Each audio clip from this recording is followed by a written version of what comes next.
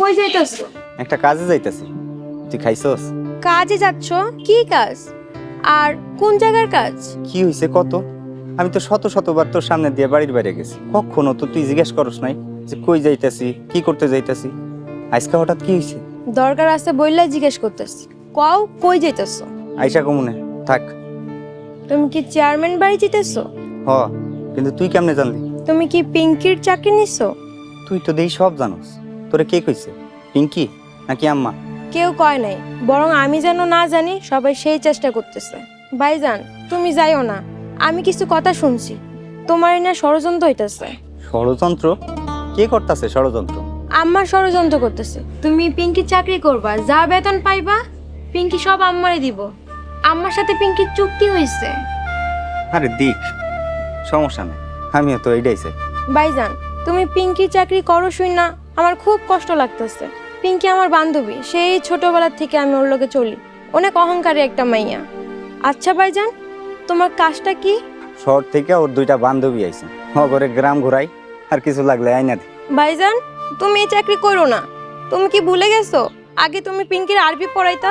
ভাইজান তুমি একজন আলেম, এই অসম্মানের চাকরি তোমার জন্য না। আরে পাগলি, আমাদের অভাবের সংসার, এইখানে যদি দুইটা পয়সা আসে তাতে তো আমাদের অনেক উপকার হয়। আর শোন, কোনো কাজই ছোট না, তুই কষ্ট পাইস না বোন। থাক, আমি এখন যাই। কথা কইছে উনি আর যাওন যাব না। ঠিক আছে, জানলাম না। হ্যাঁ, উনি পাইপে চিন্তা দিতে হইব। ঠিক আছে। রাইট, তুই আমারে কি কইছস আর তুই কি করতাছস? এ পলাশ, জি রাজু ভাই। তুমি আর জীবনেও জাইদের সাথে মিশবা না। আমি তোমার কাছে হাত জোড় করতাছি, কথাটা রাখো। বড় ভাই, তুমি যেইখানে যাইতেছিলে যাও তো। আমি কার সাথে মিশুম, কার সাথে আড্ডা দিব, এটা আমার ব্যক্তিগত বিষয়। সব বিষয় তুমি নাক গলাবা না। বেয়াদব, অসভ্য, মিথ্যাবাদী। এতদিন কইছস যে পলাশের সাথে মিশস না, এখন দেখি ওর সাথেই মিশস। এত মিথ্যা কথা কেমনে কস? তুই জানোস না মিথ্যা কথা বলা মহাপাপ? বড় ভাই, বেশি বাড়াবাড়ি কইরো না।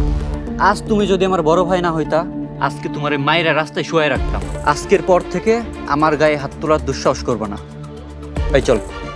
ভাই আমার কথাটা শোন, আমারে মারোস কাটোস যা ইচ্ছা কর, কিন্তু আমি তোরে আর খারাপের পথে যাইতে দিব না।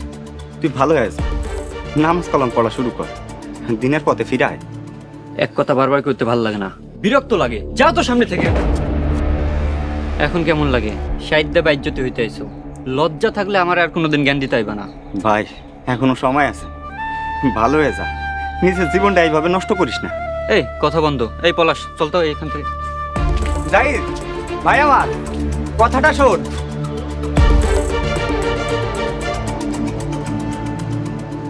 পিঙ্কি, আজ বিকেলে আমরা কোথায় যাব?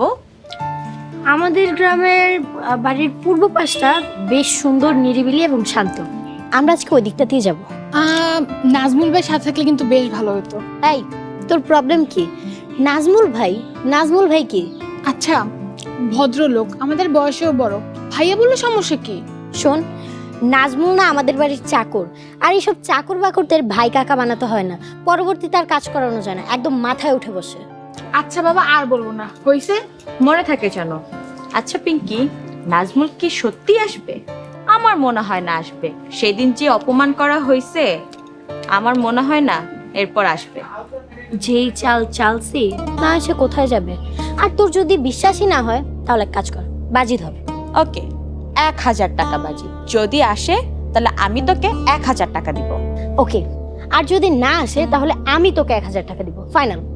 নো নো, মুখে বললে হবে না। তোরা দুজনেই আমার কাছে টাকা জমা দে, পরে যে জিতবে তার টাকা ফেরত দেওয়া হবে। কামন, টাকা দে। আচ্ছা, আমি তো সাথে টাকা নিয়ে আসিনি, ব্যাগ তো রুমে। দাঁড়া। হাবিবা, এই হাবিবা। জি আপা। আমাদের রুম থেকে ওর ব্যাগটা আর আমার ব্যাগটা নিয়ে আসবি, যা। আচ্ছা আপা। এই, আমরা আরো কিছু সময় করি।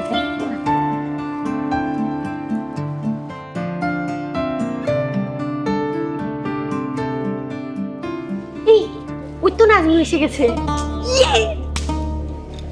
আমরা জিতে গেছি।